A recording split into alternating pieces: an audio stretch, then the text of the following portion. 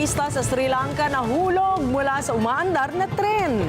Hala, bakit naman kaya siya nahulog? Nakaligtas naman kaya siya mula sa pagkakahulog na ito? Naku, alamin po natin ang lagay ng babae mula sa mga balitang ibabahagi maya-maya.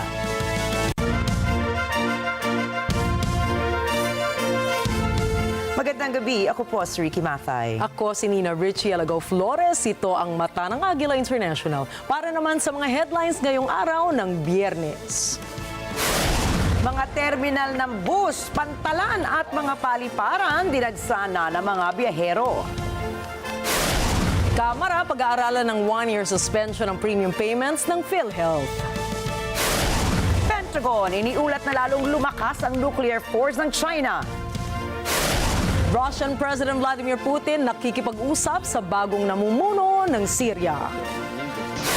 At pagsabog ng isang gas tanker sa India, pumatay ng 9 na katao.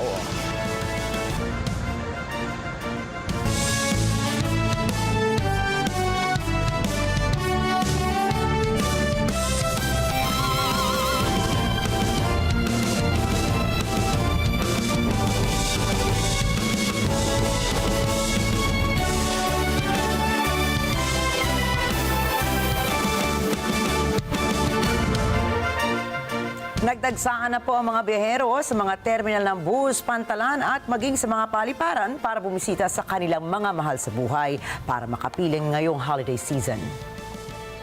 Ayon sa ulat ng Manila International Airport Authority, nakapagtalang na iyan ng 140,000 hanggang 150,000 ng mga pasahero araw-araw mula noong December 15. Pero inaasahan pa nila na tataas pa ito sa 156,000 by December 22. Sa mga daungan naman ay inaasahan ng Philippine Ports Authority ang 4.5 milyon ng mga pasahero sa pagitan ng December 15 at January 3. Habang ang Parañaque Integrated Terminal Exchange o PITX ay nakapagtala ng mahigit 160,000 ng mga biyahero noong Huwebes lamang ng gabi. Inaasahan din ng mga opisyal ng terminal na tataas pa ang bilang ng mga pasahero na hindi bababa sa 150,000 araw-araw simula Biyernes. Sa kabila nito ay nananatiling available ang mga upuan para sa mga biyahero.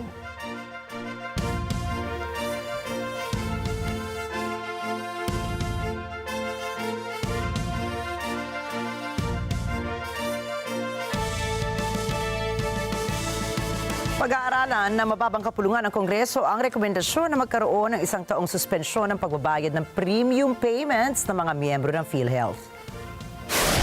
Ayon mismo kay House Speaker Martin Romualdez, nagsasagawa muna ng investigasyon ng Kamara hinggil sa fund management ng PhilHealth sa susunod na taon. Anya, isasabay na rin dito ang paghahanap ng solusyon kung paano naman mapapagaan ang pagbabayad ng premium ng mga miyembro. Subalit giit na mambabatas, kung mapag-alaman na stable at may surplus ang pondo ng PhilHealth ay tsaka lamang nila irerekomenda ang 1 taong suspensyon sa pagbabayad ng premium payments. Ang PhilHealth kasi ay binigyan ng zero subsidy. Sa ilalim po yan ng 2025 budget dahil mayroon itong 600 billion pesos na surplus o sobrang pondo na dapat muna nilang gamitin. Mas palalawigin pa ng Department of Agriculture o DA ang kanilang programa na Rice for All kiosk sa mga pangunahing pamilihan at ilang istasyon ng tren. Ayon kay Agriculture Assistant Secretary Genevieve Velicaria Guevara, daragdagan pa ng ahensya ng 10 lokasyon ang kadiwa ng Pangulo Kiosk. Sa ngayon kasi ay nasa 24 na ang kabuang bilang ng mga kiosk sa Metro Manila sa gitna ng patuloy na pagpapalawak ng programa. Ang mga lugar na napasama sa listahan ay ang Alangaray Market, Kaunlaran Market at Phase 9 Bagong Silang Market sa Caloocan City. Agora Market naman sa San Juan City, Calentong Market at Addition Hills Market sa Mandaluyong, Muñoz Market, Marikina Public Market, Navotas Agora Market at New Marulas Public Market sa Valenzuela City. Sinigura naman ng DA na magsisimula sa 2025 ang paglulunsad ng mga ito sa mga probinsya para maraming Pilipino pa ang makikinabang rito. Dahil sa outbreak ng lumpy skin disease o LSD po yan, pansamantalang ipinagbabawal ng Department of Agriculture o DA ang importasyon ng mga buhay na baka at kalabaw, maging mga byproducts nito na galing ng Japan. Ayon kay Agriculture Secretary Francisco Chu Laurel Jr., mahalagang ipatupad ang import ban upang maprotektahan ang mga lokal na populasyon ng baka at kalabaw laban sa LSD virus. Ang LSD ay isang viral disease na pangunahing nakakaapekto sa mga baka na kadalasang humahantong sa malubhang komplikasyon o kamatayan ng naturang hayop. Kabilang sa mga sintomas ng LSD sa hayop ay lagnat, pangangayat ng hayop, pamamaga ng lymph nodes nito at naiipong likido sa ilalim ng balat ng hayop. Determinado si Pangulong Ferdinand Marcos Jr. na ibalik sa orihinal na porma ang panukalang pambansang budget para sa susunod na taon. Ayon kay Marcos, bawat item at bawat linya ng national budget ay kailangang o kanilang dinadaanan upang makita kung ano ang dapat bigyang prioridad at hindi. Sinisilip din anya nila kung may mga proyektong naipasok na hindi bahagi ng initial budget request. Nais din ng Pangulo na ang budget para sa taong 2025 ay siguradong nakatuon sa mga mahalagang proyekto na priority ng gobyerno. Matatandaan ay pinagpaliban ni Marcos Jr. ang paglagda sa 6.352 trilyong pisong national budget matapos maging kontrobersyal ang ilang line items nito. Partikular na ang zero subsidy ng PhilHealth at ang mababang alokasyon para sa Department of Education. Kinumpirma po ng Philippine Coast Guard na naispatan nila ang aabot sa 12 Chinese vessels na naglalayag sa bisinidad ng Bajo de Masinloc sa West Philippine Sea o WPS. Ayon sa PCG, nagsasagawa ng aerial surveillance ang Bureau of Fisheries and Aquatic Resources doon nang mapansin nito ang ilang barko ng China. Namataan ng ahensya ang 2 China Coast Guard vessels na nakaposisyon sa labas ng Bajo de Masinloc. Naispatin din ang aabot sa 7 Chinese maritime militia vessels na nakapalibot naman sa naturang karagatan. Namataan rin sa lugar ang ilang People's Liberation Army Navy vessel na may 50 nautical miles ang layo mula sa coast ng Zambales.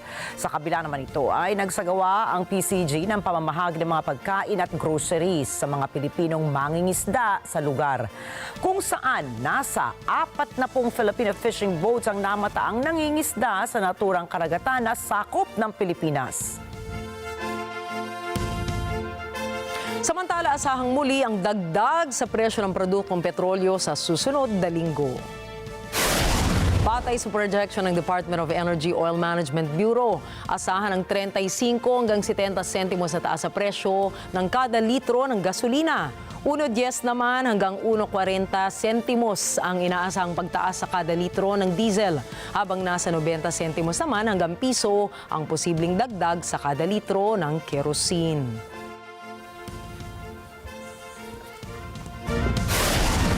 Susunod, puwersang nuklear ng China lalong lumalakas.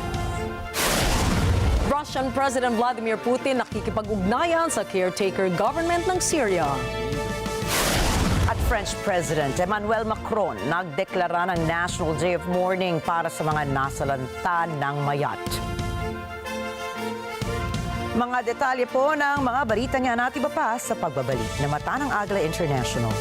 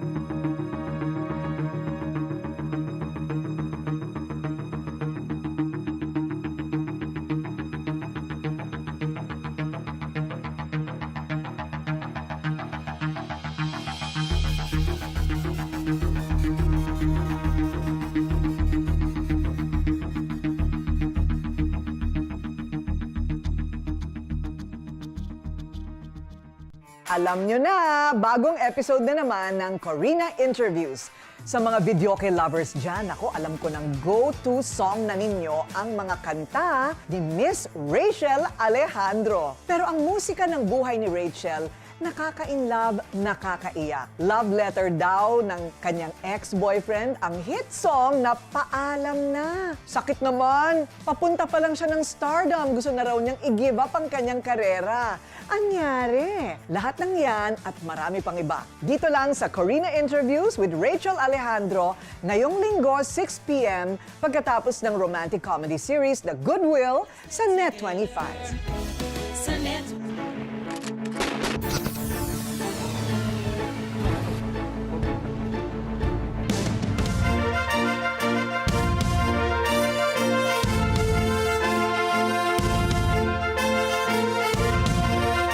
Nagbabala ang Pentagon na lalong lumalakas ang nuclear force ng China. Sa kasalukuyan, may 600 nuclear warheads ang China at bumubuo pa ito ng mga bagong intercontinental missiles ayon sa Pentagon.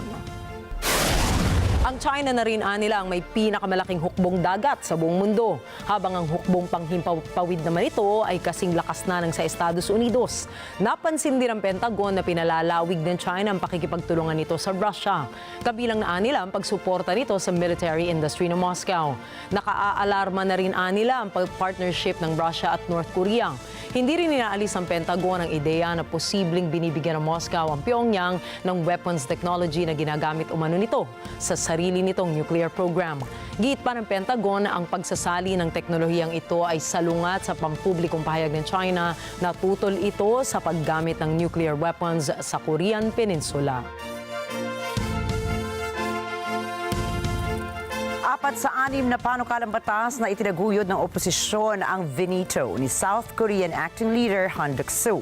Kinwestiyon ng kasalukuyang leader ang mga legalidad ng mga nasabing batas. Ang pinagtatalunang panukalang batas ng mga mambabatas sa Seoul ay ang Grain Management Act.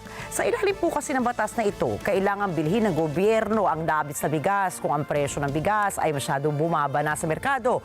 Ito ay upang maprotektahan nila ang industriya ng pagsasaka sa South Korea. Subalit, para naman kay Han, isang malaking pasanin para sa pamahalaan ang pagbili ng surplus rice at sa hulian niya ay hahantong ito sa karagdagang pagbaba ng presyo ng bigas sa South Korea.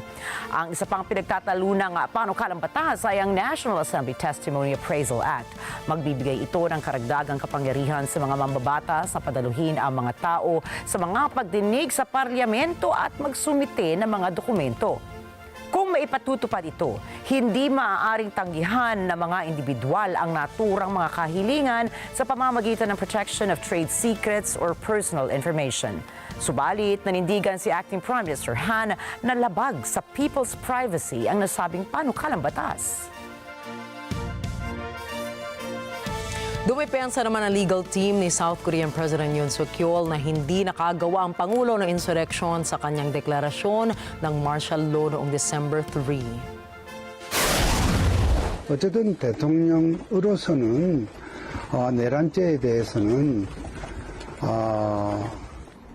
내란죄에 대해서는 하여튼 생각해 본 적도 동의하신 수도 없는 거죠. 생각해 본 적도 없으므로 동의하시지 않는다고 봐야 될 것입니다.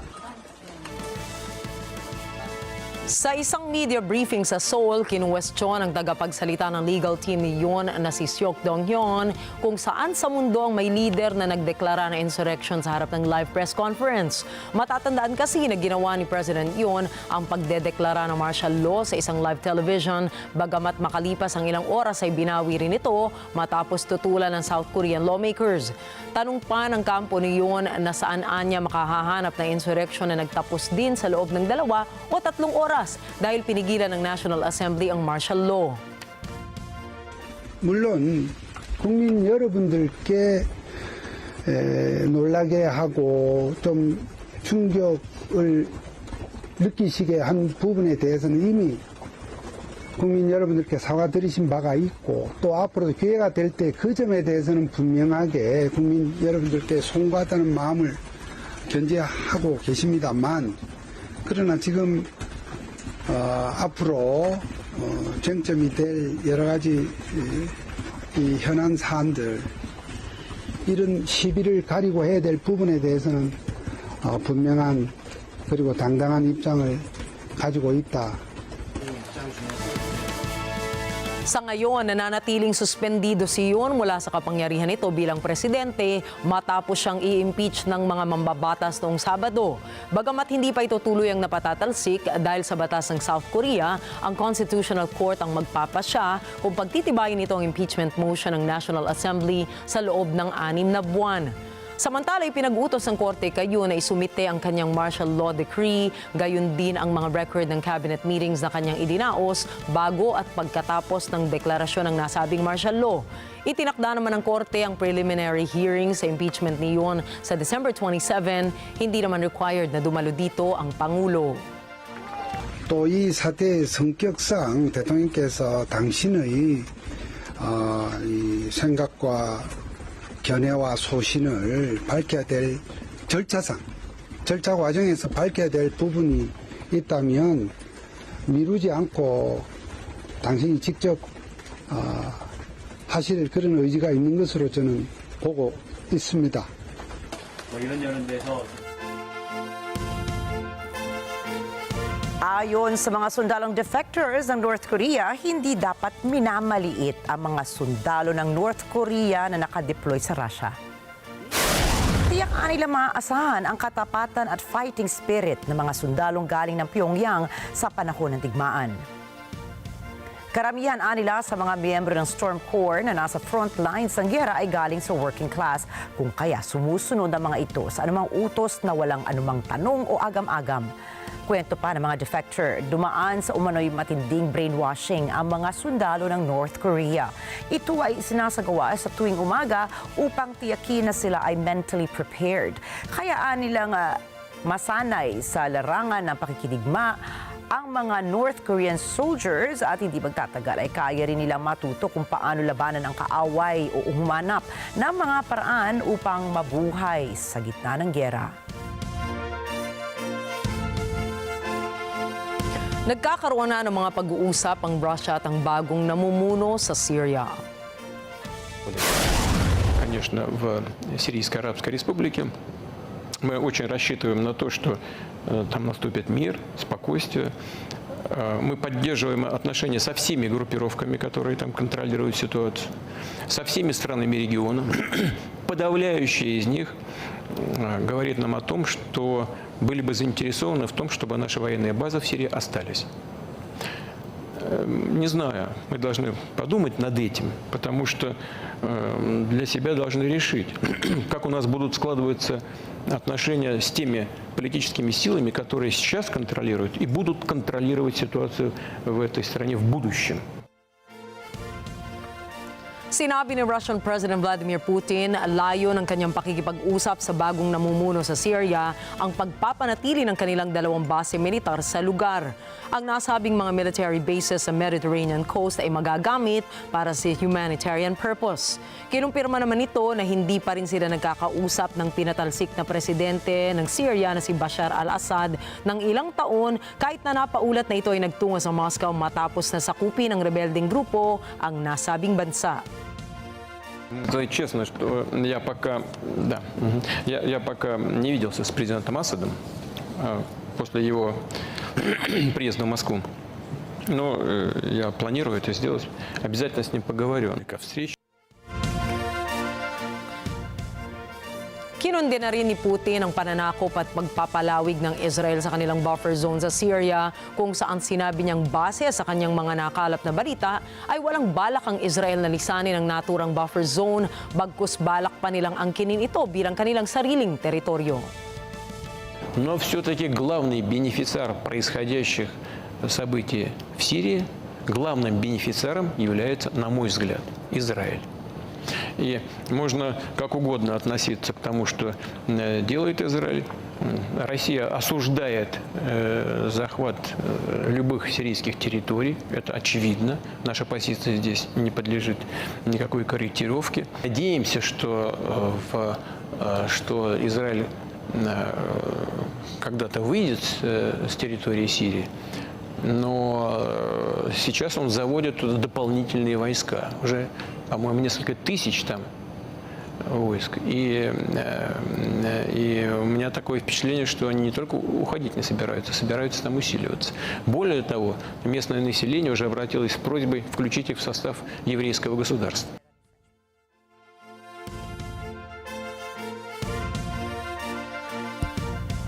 Idineklara ni French President Emmanuel Macron ang December 23 bilang National Day of Mourning dahil sa Mayotte Tragedy. Nangako rin si Macron na ibabangon muli ang Mayotte sa pamamagitan ng pagbibigay ng tulong sa mga biktima ng kalamidad at pagsasaayos ng mga gusaling nasira roon dahil sa bagyong Chido. Jessica Bautista po para sa detalye. Kamakailan sinalanta ni Bagyong Chido ang Mayotte, isang overseas territory ng France kung saan napakarami ang pinaniniwalaang nasawi. Matapos ikutin ni Pangulong Emmanuel Macron ang French archipelago, sinabi nitong mananatili siya sa isla upang kamustahin ang mga komunidad dito sa Biyernes. Ani Macron, nakatutok siya sa pagbangon muli ng isla.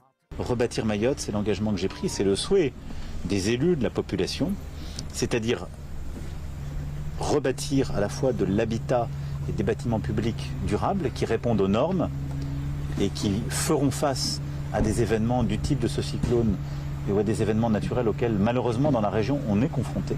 On va simplifier les procédures. Parmi ces procédures, il y a aussi celles qui permettent justement de mettre fin à ces bidonvilles et de supprimer les habitats qui sont à la fois indignes, dangereux, dans lesquels sont les clandestins. J'ai décidé de dormir ici parce que je considérais que, compte tenu de ce que vit la population, je pense que donner le sentiment de repartir le jour même aurait pu installer l'idée qu'on vient, on regarde, on s'en va. Et donc je veux aussi passer un peu plus de temps à Pamandzi avec la population qui m'y attend, passer du temps avec les services de l'État qui sont là et qui y restent, et donc avoir un moment aussi pour les remercier et pouvoir demain prendre quelques heures de plus avant d'aller vers Djibouti. Mais je pense que c'est une marque de respect, de considération à laquelle je tenais. Sa kasalukuyan, batay sa mga opisyal na teritoryo, 31 lang ang kumpirmadong nasawi, 5 araw matapos hagupitin ni Chido ang lugar. Subalit, libo-libo ang kinatatakutang namatay. Ani Macron, kailangang maging maingat sa pagbibigay ng bilang. Je serai très prudent sur les chiffres. Je pense que le chiffre qui a pu être évoqué dans la presse locale, rien ne permet de le corroborer. Aujourd'hui, on a une trentaine de chiffres officiellement répertoriés, 32, c'est ça, monsieur? 31, monsieur. 31. Il y a un travail qui est fait, un sous-préfet qui a été mis à disposition de monsieur le préfet est en charge de ce travail avec justement les autorités sanitaires, les médecins, les maires. Kaugnay ng trahedya, idiniklara ni Macron ang 23 ng Disyembre bilang pambansang araw ng pagdadalamhati. Le deuil national le deuil national, j'ai signé le texte tout à l'heure. Il est confirmé en effet pour lundi. Et il y aura une minute de silence qui sera faite dans tous les services publics, bâtiments, et on invitera la population à le faire à midi. Et les drapeaux seront mis en berne et les dispositions qui légalement prévalent en cas de deuil national seront appliquées. Jessica Bautista para sa mata ng Agila International. Trusted, connected, on point. Optimistic ang United Nations Special Envoy para sa Syria. Anya malaki ang pag-asang makakapagsimula na muli ang bansa. JC Yumulpo para sa balita. Kulang 2 linggo matapos pabaksakin ng rebelde ang pamahalang Assad, nakatanaw sa magandang kinabukasan sa UN Special Envoy to Syria na si Geir Pedersen. Of course, we all know it's only 11 days since HTS and the other groups came to Damascus, so it's early days. But I think it's important to say that there is a lot of hope that we can now see the beginning of a new Syria. A new Syria that, in line with Security Council Resolution 2254, will adopt a new constitution that will ensure that it is a social contract, a new social contract for all Syrians, and that we will have free and fair elections when that time comes, after a transitional period, also in line with Security Council Resolution 2254. Binigyang diin ni Pedersen ang matindi at agarang pangangailangan ng tulong ng bansa Ngayon din ang pagtayo muli ng bayang dumaan sa ilang taong paghihirap. There are a few challenges. One is that the conflict isn't over yet. Yes, there is stability in Damascus, but there are challenges in some areas, and of course, one of the biggest challenges is the situation in the northeast. We need immediate humanitarian assistance, but we also need to make sure that Syria can be rebuilt, that we can see economic recovery, and that we can hopefully see the beginning where we start the process to end sanctions. Tiniyak ni Pedersen sa bagong gobyerno ng Syria na nakaalalay ang United Nations para sa pag-usad ng bansa. We have expressed to the new administration that the UN is here to help and to assist, and that we are hoping for a close cooperation where we can move together on all the critical issues for Syria. And I'm looking very much forward to continue that dialogue. Dagdag ni Pedersen, mahalagang matiyak ang isang mapagkakatiwalaan at inklusibong transisyong politikal na magsasali sa kabuuan ng Syria. JC Yumul para sa mata ng Agila International, Trusted, Connected, On Point. Nagpakawala po ng 2 Palestine II hypersonic ballistic missile ang grupo ng Houthi rebels sa Yemen.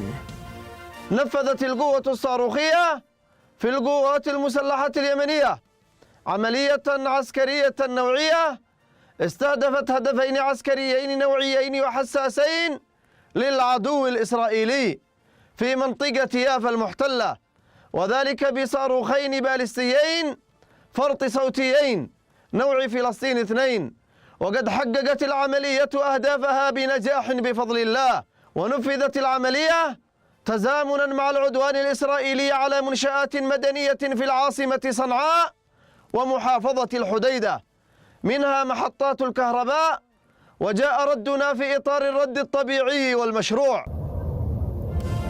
Ayon kay Houthi military spokesperson Yahya Saraya, isinagawa itong missile launch bilang tugon sa pag-atake ng puwersa ng Israel sa Yemen. Nangako naman si Israeli Defense Minister Israel Katz na pagbabayaran ng naturang grupo ang kanilang ginawang pag-atake. Kasunod naman ng pahayag ni Katz ay inanunsyo ni Israeli spokesperson Rear Admiral Daniel Hagari na buong magdamag na nagsagawa ng airstrike ang Israeli military papunta sa teritoryo ng Yemen. The IDF conducted precise strikes on Houthi military targets in Yemen, including ports and energy infrastructures in Sana'a, which the Houthis have been using in ways that effectively contributed to their military actions. Israel will not hesitate to act in order to defend itself and its citizens from the Houthis' attacks.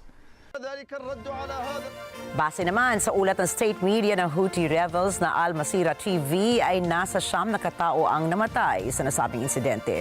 Tinamaan din ang 2 power stations malapit sa Sana'a, kabisera ng Yemen.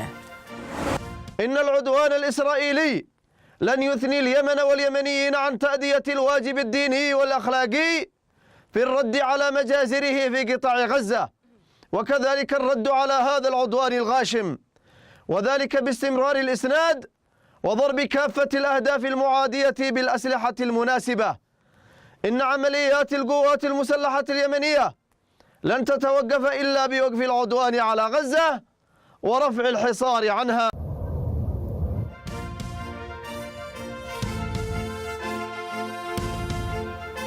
Samantala pumalo na sa 45,097 ng mga Palestino ang nasawi mula ng paigtingin ng Israel ang kanilang pag-atake sa Gaza noong Oktubre ng nakaraang taon. Ayon sa Gaza Health Ministry, mayroon ding 107,244 na mga kababayan nila ang nasugatan. Ang nasabing bilang ay maaaring tumaas pa dahil sa may ilang napaulat na nawawala mula sa pag-atake ng Israel sa iba't ibang bahagi ng Gaza. Sa loob lamang ng 24 oras ay mayroong 38 katao ang nasawi at 203 naman ang nasugatan.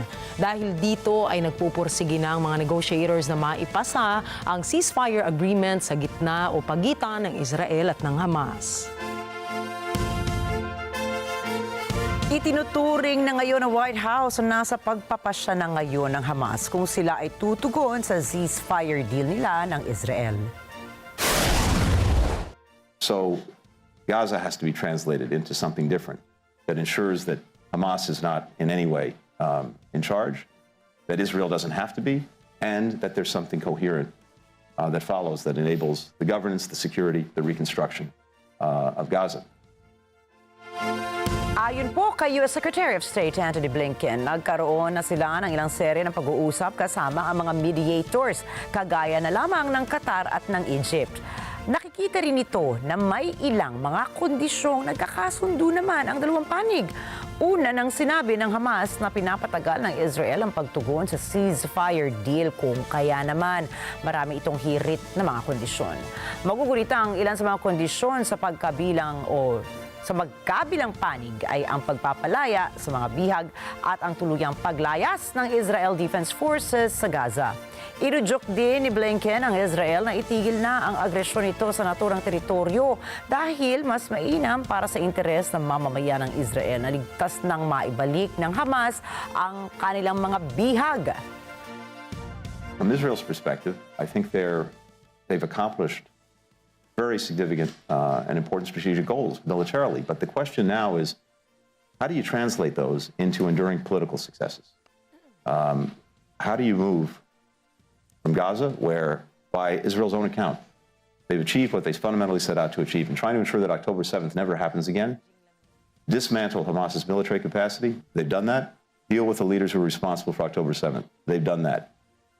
Now is the time, assuming we get the hostages back, to move this to another place where they're not left holding the bag in Gaza. Because if they do, if they wind up holding the bag, they'll be dealing with an insurgency for years. And that's not in their interest. Sa ibang balita, isang individual ngayon ang nasa critical na kondisyon dahil sa bird flu infection. Ayon sa U.S. Centers for Disease Control and Prevention o CDC, ito ang unang severe human case ng bird flu.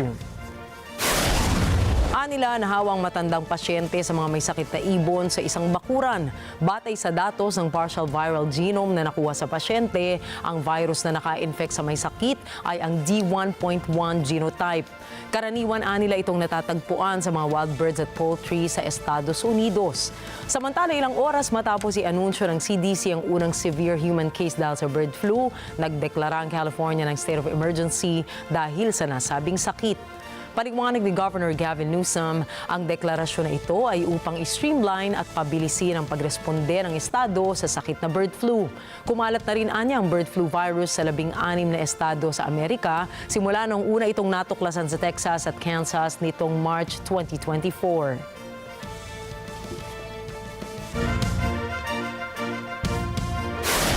Susunod, verdict sa landmark French mass rape trial inilabas na.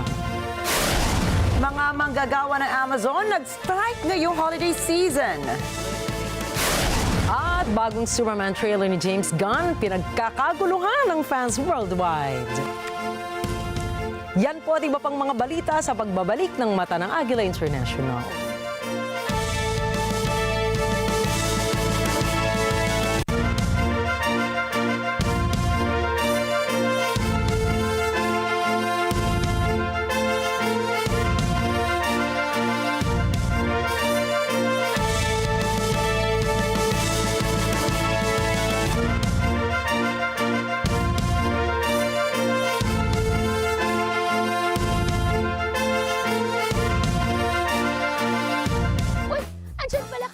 Gusto nyo bang matuto ng mga nutritional food at easy recipe? Abangan ninyo kami tuwing alas 8 hanggang alas 9 ng umaga, Saturday and Sunday. Dito lang yan sa Ito ang Tahanan.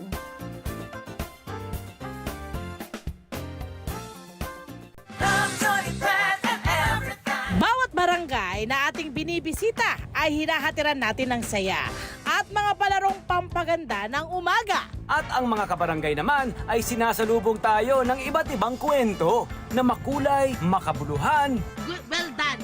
at siguradong kapupulutan ng aral. Hindi ako natinag. Kaya ko yan.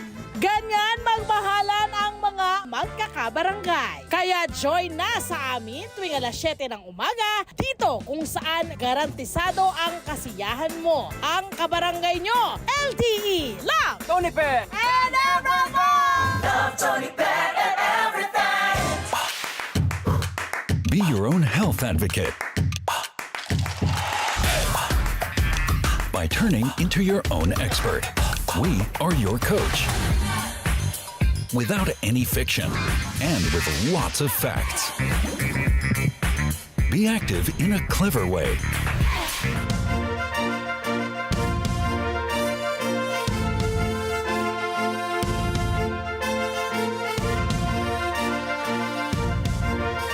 Nakaligtas ang isang Chinese tourist matapos itong mahulog mula sa isang umaandar na tren sa Sri Lanka dahil sa pagkuha nito ng selfie video. Ayan po, kitang-kita sa video na nakakapit sa railing habang nakalabas ang katawan ng babae sa carriage ng tren nang nahagip ito ng sanga ng puno. At dahil dito ay nagpanik ang babae at kaagad na nahulog ito mula sa tren. Ayon sa lokal na ulat, tumigil naman ang tren sa susunod pang istasyon at may nagmalasakit namang pasahero para alamin ang kalagayan ng turista. Buti na lamang ay nasalo ito ng isang malaking halaman at nakaligtas mula sa pagkahulog mula sa tren. Kinumpirma naman ng mga pulis na hindi nagtamo ng sugat ang babae. Mula rito ay nagpaalala ang mga pulis sa lugar sa publiko na maging mapagmatyag sa paligid tuwing at laging sundin ang mga safety precautions na inilatag ng mga otoridad.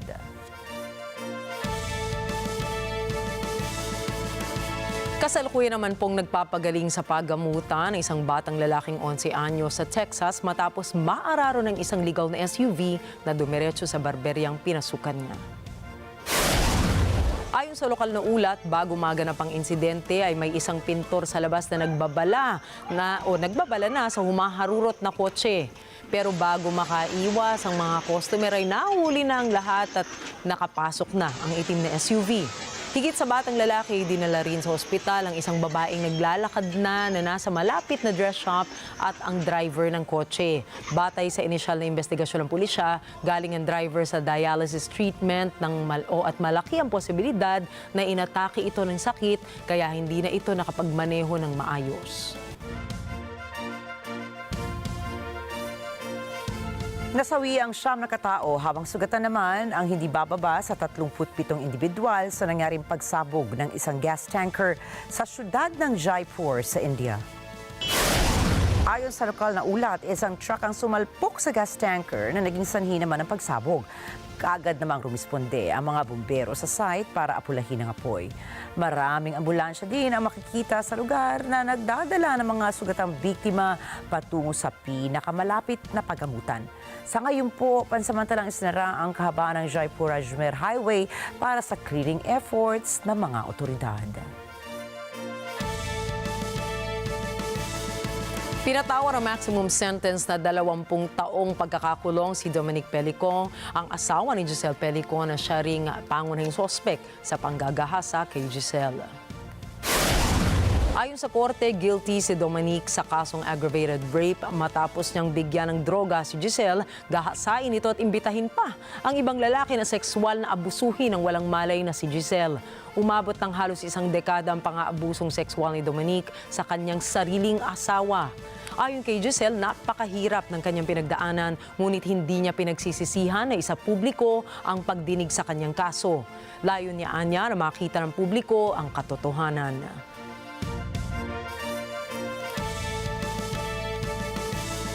Samantala, bumalik sa New York City si Luigi Mangione, ang suspect sa pagpatay sa United Health Group CEO na si Brian Thompson.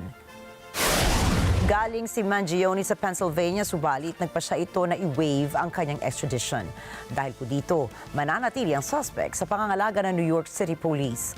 Humarap din siya sa Manhattan Federal Court para sa pagdinig ng kanyang mga kasong murder through use of a firearm at stalking.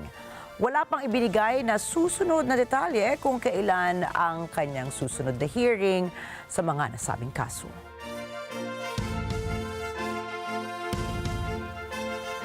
Bukod sa unti-unting nawawalan na mga tirahan ang mga penguin, polar bears at iba pang hayop dahil sa mga natutunaw na ice shelves sa Antarctica. Sinasabi po ng mga siyentipiko na ang mga natutunaw na yelo ay nagiging sanhi pala ng pagtaas ng bilang ng mga bagyo sa karagatan. Ito nila ay dahil sa pagtaas ng heat loss mula sa tubig patungo sa atmosphere ng mundo.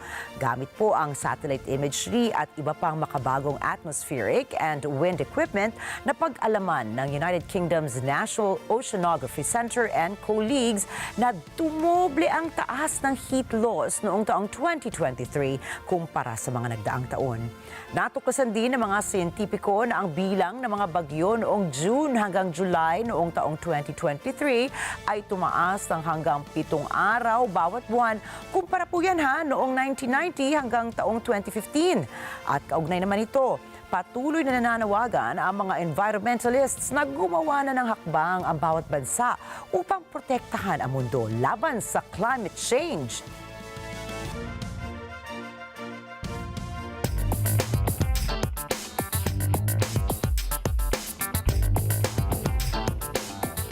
Nag-walk out ang mga empleyado ng Amazon sa 7 lokasyon nito sa Estados Unidos noong umaga ng Huwebes oras po sa Amerika. Ayon sa strikers, paninindigan nila ang kanilang mga kahilingan hanggang sa sumang-ayon sa kanilang administrasyon ng Amazon. Si Ana Cui para sa balita. Itinaon ng Amazon workers strike ang kanilang pag-walkout sa kasagsagan ng holiday shopping rush. Layo nilang ipitin ng kanilang mga boss na sumang-ayon sa usapang kontrata sa pagitan ng union at administrasyon. Ayon sa strikers, maninindigan sila hanggang sa makuha ang karapat-dapat na sahod at benepisyo. To go the distance. This is a demonstration to show Amazon that we cannot be ignored because that is what they have been doing. This strike is a ULP strike, unfair labor practices, which they have done against us, the workers inside. And it's to bring awareness that, hey, they're doing unlawful labor practices for the public to see. And then also to show Amazon, hey, we mean business and we're not going to stop. We're going to continue to be out here. We're going to be chanting. We're going to be in your ear about this and we're going to be on top of everything because we deserve to have workable wages. We deserve dignity and respect when we walk in there. Ayon sa Teamsters, ang mga manggagawa ng Amazon warehouses sa New York, Atlanta at San Francisco ay nakikibahagi sa anyay pinakamalaking strike laban sa Amazon. Kumakatawan sa 10,000 mga manggagawa sa 10 pasilidad ng Amazon ang International Brotherhood of Teamsters. Ayon sa mga manggagawa, kabilang sa mga reklamo nila ang kawalan ng medical benefits. We're working and doing these jobs and sacrificing our bodies and we're not even getting a livable wage to live in the city for the city that we provide our service for. And not only do I look at my coworkers and see how just dog tired and wear and tear it takes on their bodies, but we're not even given proper benefits. All of us are living paycheck to paycheck. All of us have gotten behind on bills. Most of us have second or third jobs or sometimes this is our second and third job. They keep a lot of us part-time so that they don't have to give us any health benefits. So a lot of us also are paying for health benefits out of pocket as well just to be able to go see a doctor when we get hurt. Binigyan ng Teamsters ang Amazon ng December 15 deadline upang makipagnegosasyon. Ayon sa isang tagapagsalita ng Amazon, intentional na nililigaw ng Teamsters ang publiko at pinilit ang mga empleyado at third-party drivers na sumali sa strike. Subalit ayon sa kumpanya, hindi nito inaasahan ang anumang epekto sa operasyon kahit pasaksakan ng busy ngayon ng mga tao sa pamimili online. Sa kasalukuyan, may 800,000 employees ang Amazon sa warehouses nito, 600 fulfillment centers, delivery stations at same-day facilities sa bansa. Ana Cui para sa mata ng Agila International, trusted, connected, on point.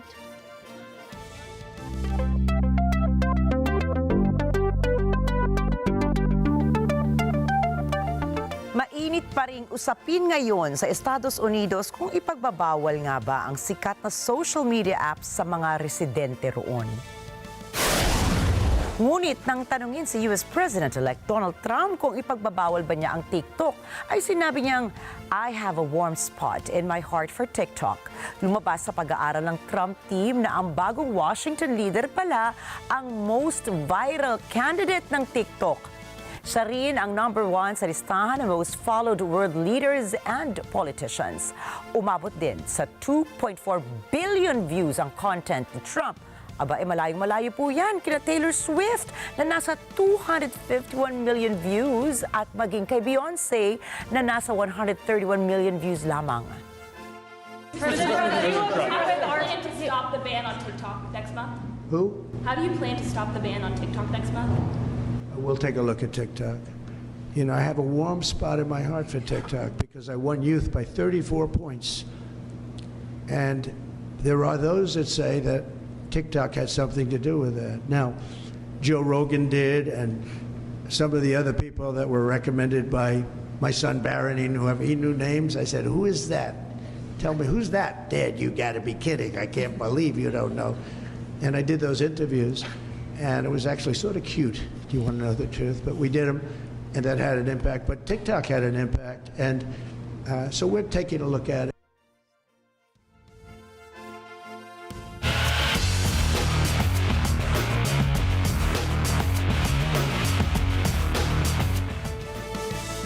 Maghaharap po sa isang exhibition match sina dating 2-division UFC champion Conor McGregor at World Wrestling Entertainment o WWE star Logan Paul sa 2025. Magkasundo ang kampo ng dalawa na ganapin ang naturang match sa bansang India at maglalaban sa ilalim ng boxing rules. Mismong si McGregor ang nag-anunsyo sa naturang laban, ngunit sa kasalukuyan ay nananatiling limitado pang impormasyong inilabas ukol dito. Ang tanging idinagdag ng UFC star ay nakasalukuyang nakikipag-usap ito sa pamilya ng bilyonaryong si Mukesh Ambani na siyang nag-sponsor sa naturang laban. Sa kasalukuyan, hawak ni McGregor ang record na 22-6-0. Sa 22 na laban na kanyang naipanalo, 19 ay nakuha niya by knockout. Si Paul naman ay isang YouTuber na kamakailan ay pumasok sa boxing. Mula ng pasukin ng naturang sport, 4 na beses na siyang lumaban. Pinakamalaki rito ay laban kay undefeated champion Floyd Mayweather Jr. Hindi pa rin naman nawawala ang kasabikan ni Filipino-American NBA player Jordan Clarkson na mapili muli para makapaglaro sa Gilas, Pilipinas. Sinabi nito ang isang malaking karangalan ang mapili bilang manlalaro ng sarili bansa. Hindi na bago kasi si Clarkson sa Gilas dahil sa sumabak na ito noong 2023 World Cup of Basketball na ginanap sa bansa.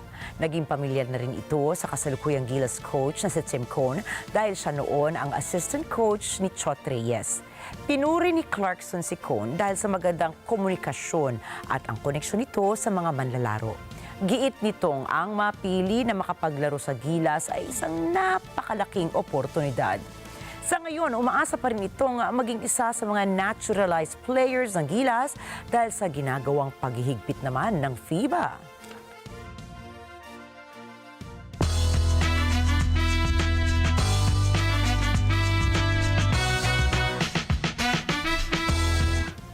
Hindi po binigo ni Director James Gunn ang mga fans ng Superman. Ipinasilip kagabi ni Gunn ang highlights ng bagong Superman movie at nag-trending ito sa iba't ibang social media sites.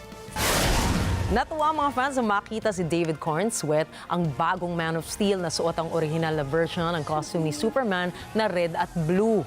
Naging nostalgic din ang ilang DC lovers nang marinig ang scoring ng pelikula dahil may pagkakatulad dito sa himig ng scoring ng Superman movies ni Christopher Reeve. Pinakita rin sa trailer ni Cornsweet o siya bilang si Clark Kent, ang alter ego ni Superman na may eksena na may pagkakahawig din sa unang Superman movie. Hindi nagbigay ng clues ang trailer kung ano ang kwento ng Superman ni Gunn, pero ipinakita rito sina Rachel Brosnahan bilang si Lois Lane, Nicholas Hoult bilang si Lex Luthor, Isabella Merced bilang Hawkgirl at Eddie Gatecki bilang si Mr. Terrific. Pero may isang karakter na sobrang kinagiliwan ng mga fans at ito ay walang iba kundi si, tama po ang hula ninyo, si Krypto the Super Dog. Si Krypto ay aso ni Superman at may mga superpowers din siya gaya ng kanyang amo na superhero. Katulad na lamang ng super speed at super strength dahil akalain nyo, kay Krypto the super dog pa nagpa-rescue si Superman para makauwi lang sa kanilang bahay. Ipalalabas sa sinehan ng Superman sa July 11, 2025.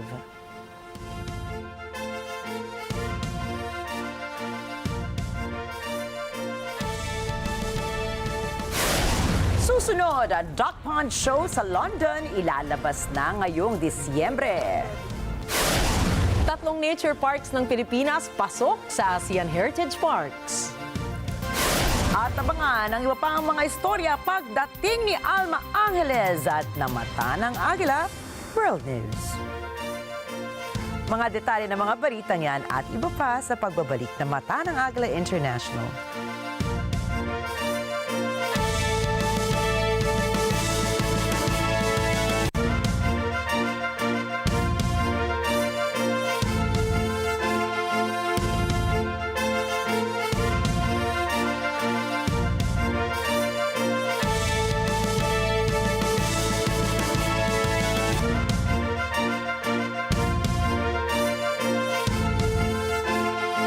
Pagod na ang ating barkada sa search for the missing painting. Pwede bang hindi na muna ako sumama sa pag-obserba niyo mamaya?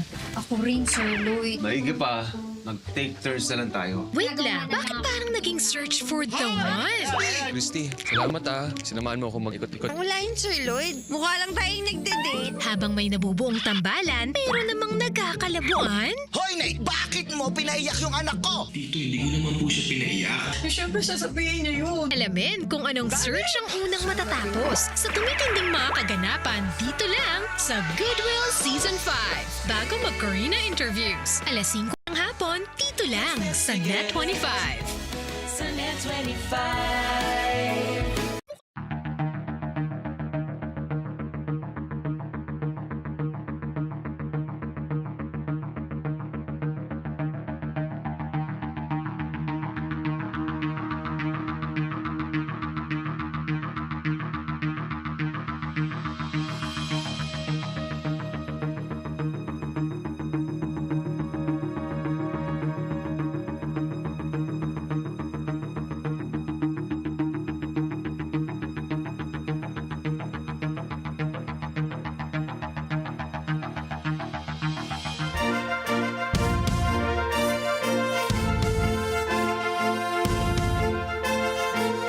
Ngayong holiday season ay nakatakdang magtanghal ang Australian circus troupe na Circus sa London para itampok ang nalalapit na Duck Pond show nito. Ayon sa grupo, nakatakdang ipalabas ang Duck Pond Show ang reimagining ng Swan Lake at The Ugly Duckling mula December 19 hanggang 30. Kaya sa kanilang paghahanda, pinapakita naman nila ang kanilang mga itatampok na acrobatic skills and poses sa River Thames. Giit ng Circa, dapat abangan ang kanilang show dahil pinagsama-sama nila ang kanilang talento sa acrobatics at classical ballet dance para ipakita sa madla. Itatanghal ng grupo ang kanilang weeks-long show sa Southbank Center sa London sa direksyon ni Yaron Lifshitz. At 3 natural parks po ng Pilipinas ang nakasama na sa bagong listahan ng ASEAN Heritage Parks or AHP. Napabilang po ang Apo Reef Natural Park, ang Turtle Islands Wildlife Sanctuary at ang Balinsasayaw Twin Lakes sa 62-item list ng AHP. Ang Apo Reef ay matatagpuan sa Occidental Mindoro. Ito ang pinakamalaking continuous coral reef system sa Pilipinas at second largest sa buong mundo dahil may lawak ito na higit sa 27,000 hectares. Matatagpuan dito ang higit sa 482 fish species and 63 coral genre. Ang Turtle Islands Wildlife Sanctuary naman ay matatagpuan sa Tawi-Tawi at tirahan ito ng 281 Florida species and 414,529 green turtles and hawksbill turtles. Ang Balinsasayaw Twin Lakes Natural Park naman ay nasa Negros Oriental. Marami pong endangered and endemic species ang naninirahan doon. Magandang balita rin ito para sa Pilipinas dahil umabot na sa 14 ang natural parks ng ating bansa na nasa listahan na ng AHP. Ayon sa ASEAN Center for Biodiversity, ang pagiging bahagi ng listahan ng AHP ay magpapahintulot sa mga protektadong lugar na ito na magkaroon ng mga pagkakataong magbahagi ng mga mabuting kasanayan at karanasan sa protected area management at makakuha rin anla ng mga natural parks na ito ng tulong upang mapahusay ang kanilang area management operations.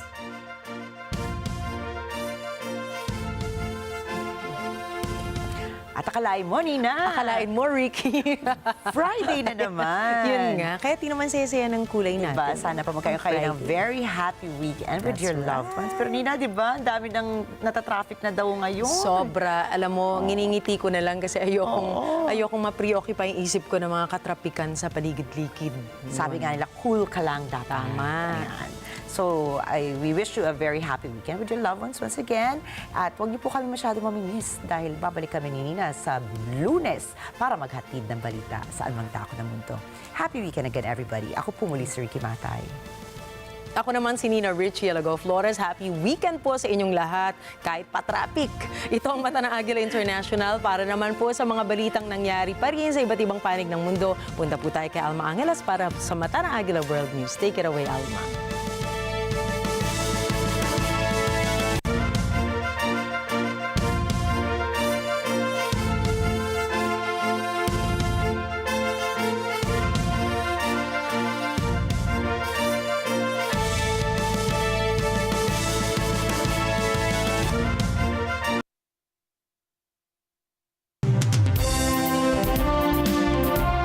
Thank you, Nina and Ricky. Good evening, everyone. I'm Alma Angeles for NET25 World News. On tonight's headlines. Tragedy in Zagreb. A teenager has injured a teacher and several students in a knife attack at a primary school in the Croatian capital. The teenage girl who carried out a deadly shooting at a Wisconsin school this week was reportedly in contact with a California man who was planning his own mass shooting.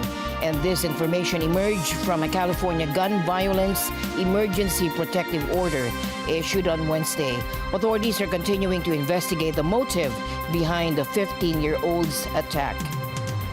Malaysia has agreed to renew the search for missing Malaysian Airlines flight MH370, which vanished more than a decade ago in one of aviation's most enduring mysteries. And meet Captcha, the AI-operated robot who teaches a class at a German school. And the news starts now.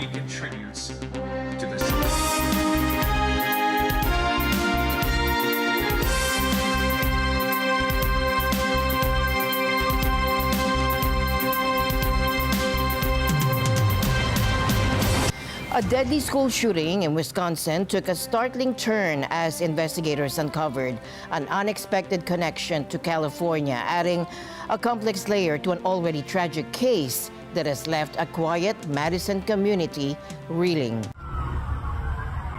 The teenage girl behind a deadly shooting at a Wisconsin school this week had apparently been in contact with a California man who was planning his own mass shooting. That's according to a California gun violence emergency protective order issued Wednesday.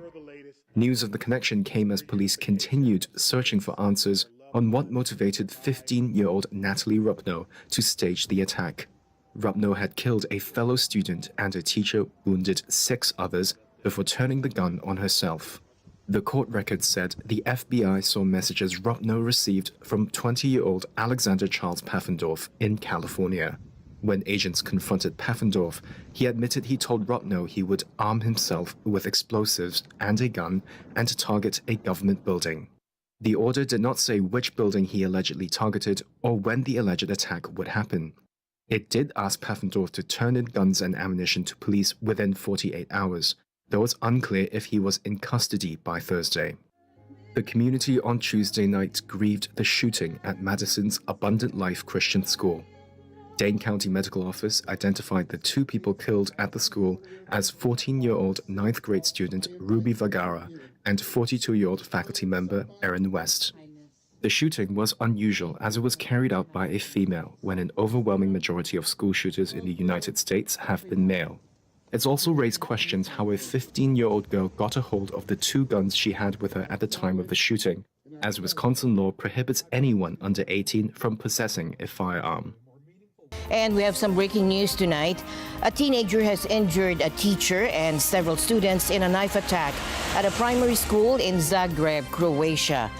Police say the incident occurred just before 10 a.m. in the Preča neighborhood.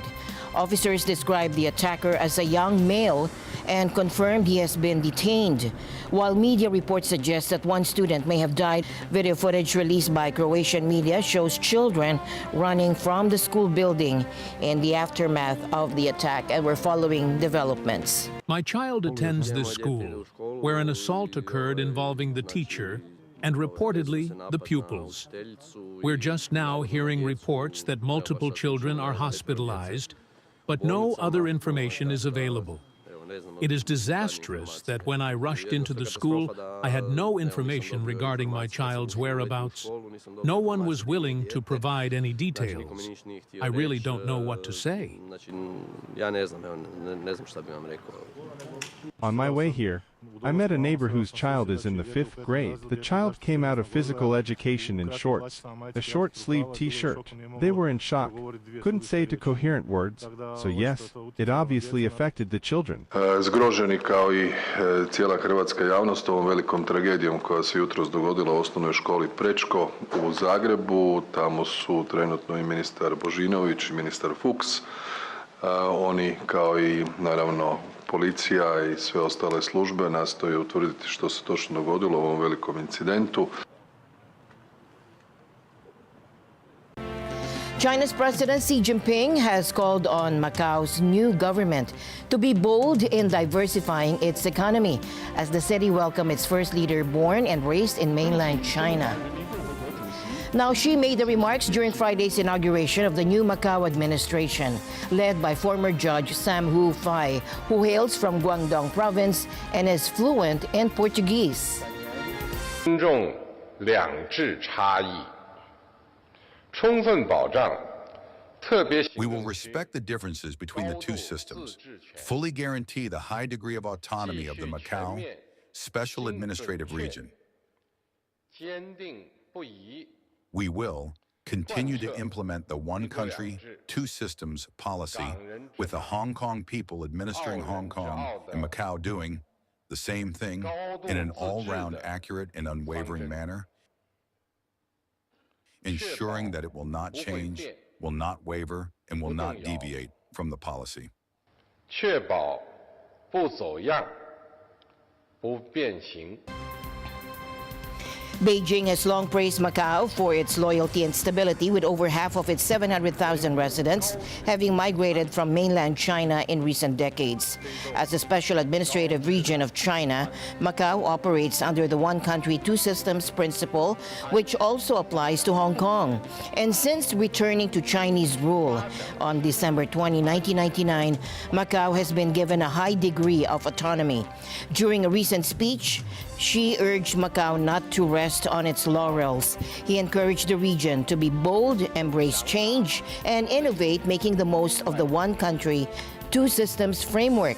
To strengthen its global competitiveness, Xi called for increased cooperation with Portuguese-speaking countries and active participation in China's Belt and Road Initiative.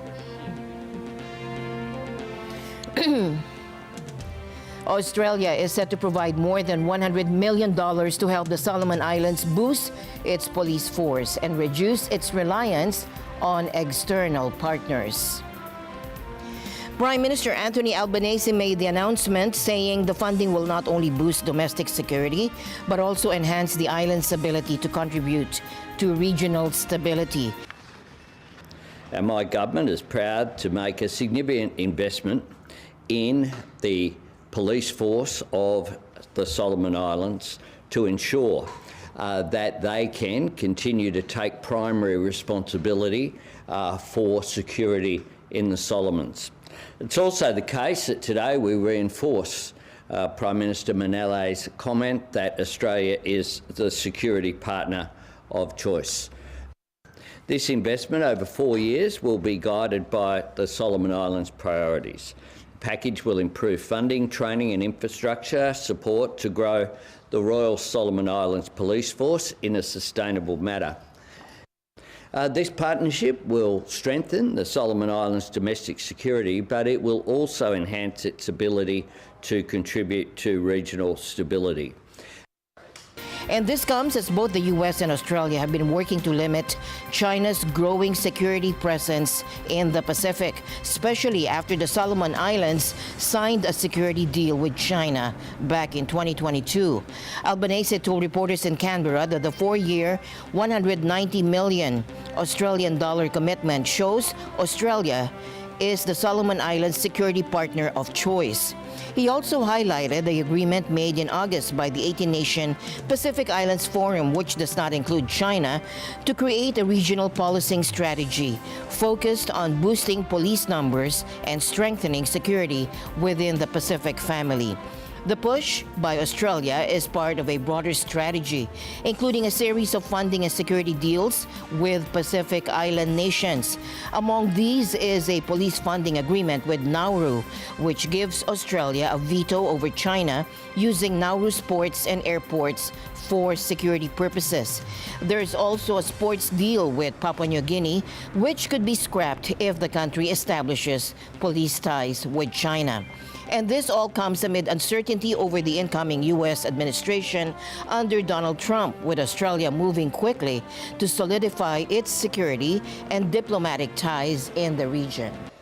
We expect that the Solomon Islands, of course, as a sovereign nation, they have some measures in place, and we expect that to continue. But we also expect that as a result of this agreement, what we've done is make sure that Australia remains a security partner of choice.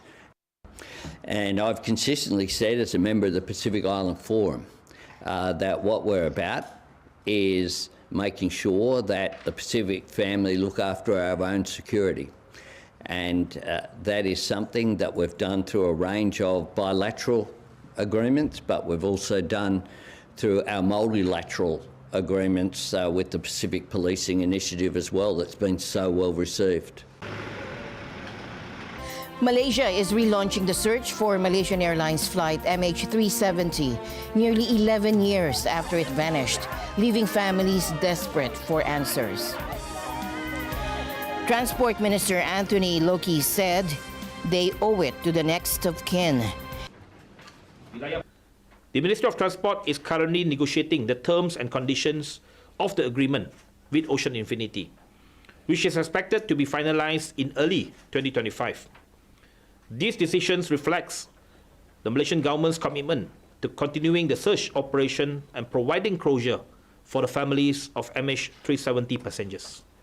The Boeing 777 disappeared on March 8, 2014, with 239 people on board during a flight from Kuala Lumpur to Beijing. Despite earlier efforts by Malaysia, Australia, and China, and a private search by exploration firm Ocean Infinity in 2018, the wreckage remains undiscovered. Ocean Infinity is back with a proposal to search 15,000 square kilometers of the southern Indian Ocean seabed, operating under a no-find, no-fee deal. If substantial wreckage is found, the firm will earn $70 million. The missing flight carried passengers from countries including China, Malaysia, France, and the U.S., with debris linked to the plane washing up along African coasts and Indian Ocean islands. Will this new effort finally uncover MH370's fate and bring long-awaited peace to the families? Israeli Prime Minister Benjamin Netanyahu made an unexpected visit to the Syrian side of the buffer zone in the Golan Heights, and he met with Israeli military officers who recently secured control of the area following the ousting of Syrian dictator Bashar al-Assad earlier this month. From the summit of Mount Hermon, Netanyahu emphasized the strategic importance of the area, vowing that Israeli troops would remain stationed there indefinitely. I am here on the summit of Mount Hermon with the Defense Minister, the IDF Chief of Staff, the head of Northern Command, the Director of the ISA, and senior commanders. We are holding this assessment in order to decide on the deployment of the IDF in this important place until another arrangement is found that ensures Israel's security. Mount Hermon, just 6 miles from the border, is the highest point in Syria. Netanyahu's visit marks the first time a sitting Israeli leader has traveled this far into Syrian territory. This is nostalgic for me. I was here 53 years ago with my soldiers in the General Staff Reconnaissance Unit. The place has not changed. It is the same place, but its importance for the security of Israel has only been underscored in recent years, and especially in recent weeks with the dramatic events that have occurred below us in Syria. We will determine the best arrangement that will ensure our security. Netanyahu described the buffer zone's capture as a defensive measure to safeguard Israel amid Syria's instability. However, his visit has sparked backlash from Syria's new rebel leaders, who see the move as a provocation. Even locals in the Golan Heights have also voiced opposition to Israel's presence. Therefore, because of Assad regime collapse, I am extremely happy. I feel that I am standing in Paris Square as we are on the brink of a new era, but happiness is not complete, since Israel attacked the villages of the Golan and is ethnically cleansing this area to take a piece of the Syrian land. It seems they have found it easy occupying Palestine, the Golan, and Lebanon. Israeli Defense Minister Katz defended the operation, citing Mount Hermon's value as a strategic vantage point.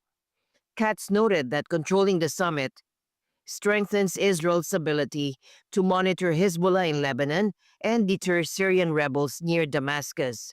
Israel has also ramped up airstrikes on Syrian military assets, further asserting its dominance in the region. Meanwhile, the Pentagon disclosed that there are currently 2,000 U.S. troops stationed in Syria, and that's more than double the previously reported figure of 900. And this updated count includes 900 long-term deployed personnel and additional forces temporarily assigned to support operations against Islamic State militants. It's not uncommon as units come in and go, come in and out, the replacement in place, transfer of authorities, those kinds of things, there will oftentimes be a bump, right? So the total number of forces officially deployed to Syria is 900. So that in and of itself, in terms of the additional numbers, as you know, over the years, that can fluctuate.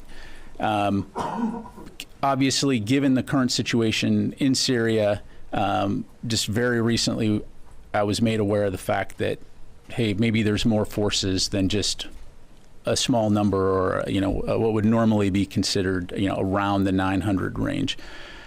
So we asked to look into it, got those numbers today, significantly higher than 900, which is again why we wanted to let you know. Those forces, what they've been doing is all focused on the Defeat ISIS mission, and again, that core 900, approximately 900, those are going to be your longer-term deployers, right? 9 to 12 months, as I understand it, versus temporary forces, which are going to rotate in on a 30 to 90-day basis, again, as it's been explained to me, that are there to meet any type of emerging mission requirements associated with the Defeat ISIS mission. The Pentagon's disclosure of 2,000 U.S. troops in Syria underscores the enduring threat posed by ISIS, a group that capitalized on Syria's civil war to establish a caliphate. At its height in 2014, ISIS controlled vast areas, including Raqqa, which serves as its capital. Although the coalition forces dismantled ISIS territorial strongholds by 2019, the group remains a persistent danger, conducting insurgent attacks and operating sleeper cells in northern and eastern Syria. The U.S. troop presence, including both long-term and temporary deployments, is central to preventing an ISIS resurgence and maintaining regional stability. Ukrainian President Volodymyr Zelensky is in Brussels working to gain further backing from European allies in the ongoing conflict with Russia. During his visit, Zelensky met with French President Emmanuel Macron to discuss the potential deployment of French troops to Ukraine.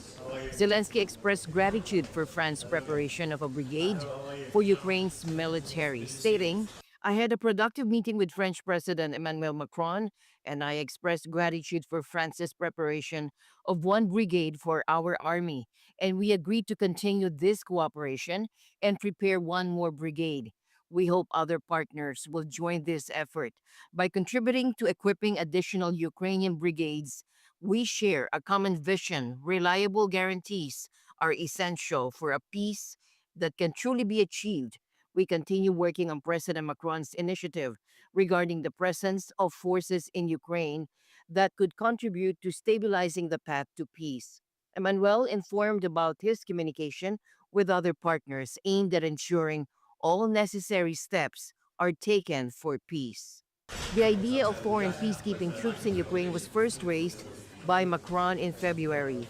And since then, Zelensky has been working to convince NATO countries to send their troops until Ukraine officially joins the alliance. Earlier this month, Zelensky reiterated this in talks with Germany's leadership. Frankly, we can discuss and work with Emmanuel's Macron proposal. Do you remember?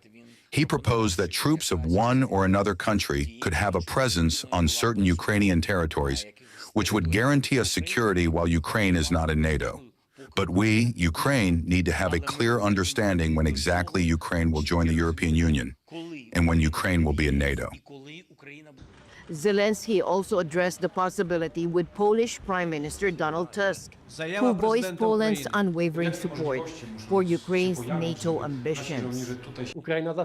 Ukraine has always been able to count on Polish support when it comes to NATO membership. Nothing has changed in this regard. If it were up to Poland, it wouldn't take more than one day. But you can count on our diplomacy and our actions here. We will do everything we can to make the prospect of NATO membership for Ukraine ever closer. We are aware it's not an easy path.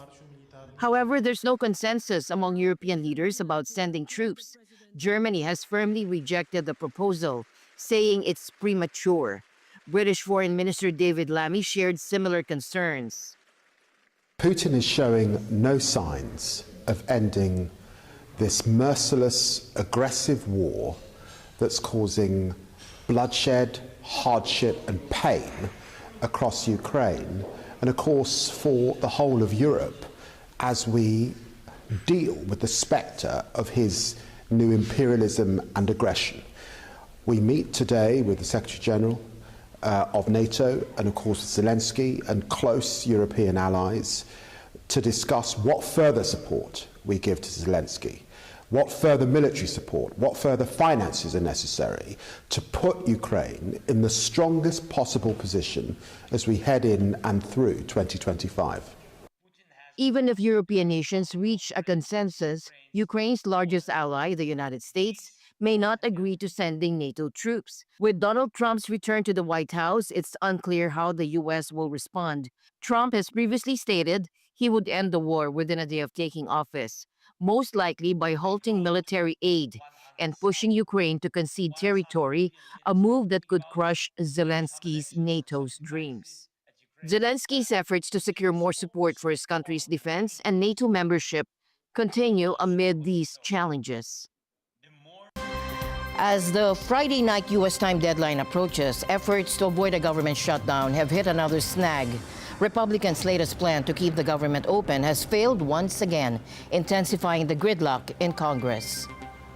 This struggle stems from the reliance on a continuing resolution, a temporary fix to fund the government, because Congress hasn't passed a full spending bill since 1997. The Trump-backed proposal was swiftly rejected just hours after its release, forcing congressional leaders back to the negotiating table. Republicans emerged from hours of closed-door talks with a revised plan. This is Washington. This is how the lawmaking is done. It's a long process. Sometimes it takes a while to reach consensus, but everything that I just told you was negotiated in a bipartisan fashion. Both parties agreed to these terms, and that's what's on the floor right now. The only change in this legislation is that we are going to push the debt limit to January 30th of 2027. We will push it beyond that to that time point, and that will allow us to do the important work of governing in the new Congress. I hope that this vote passes tonight. We will send it to the Senate. We will extend funding, and we'll come back, and we will have the America First agenda come in roaring in January for the American people. Thank you so much. Gentleman from New York is recognized. Trump celebrated the plan on Truth Social, writing, "Now we can make America great again very quickly, which is what the people gave us as a mandate to accomplish." His post was quickly retweeted by Elon Musk, who used his platform X to encourage lawmakers to reject the original package earlier this week. Despite these efforts, Democrats and dozens of conservative Republicans voted down the new bill. It was a Republican-drafted bill that was posted by House Republicans. And then one or two puppet masters weigh in, and the extreme MAGA Republicans decide to do the bidding of the wealthy, the well-off, the well-connected, millionaires and billionaires, not working-class people. Vice President-elect J.D. Vance is now pointing fingers at Democrats, blaming them for the failure. With time running out, the path to avoiding a government shutdown remains uncertain. And the news continues here on NET25. We'll be right back.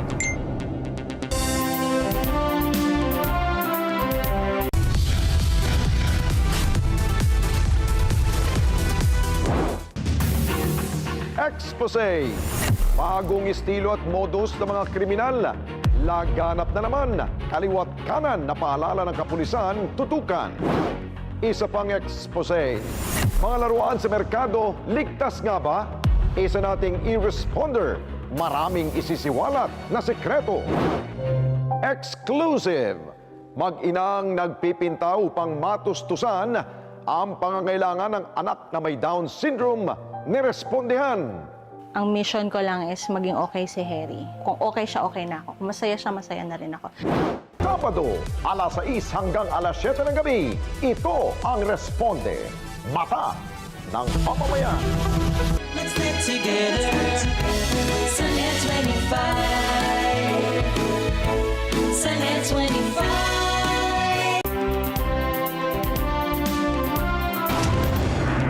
2 days after a devastating 7.3 magnitude earthquake killed at least 16 people in Vanuatu, locals remain in makeshift tents, fearful of returning to unsafe homes. Because some of our houses is not safe anymore.